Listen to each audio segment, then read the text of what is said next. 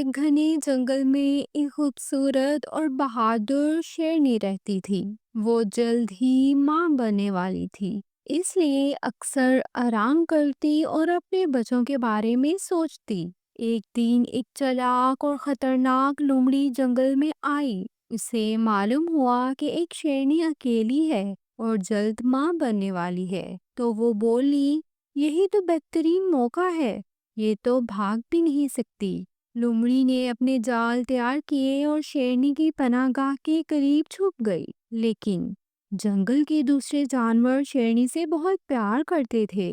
جب ہرن، بندر، طوطا اور ہاتھی لومڑی کی چالاکی کا پتہ چلا تو وہ فوراً ایک منصوبہ بنانے لگے۔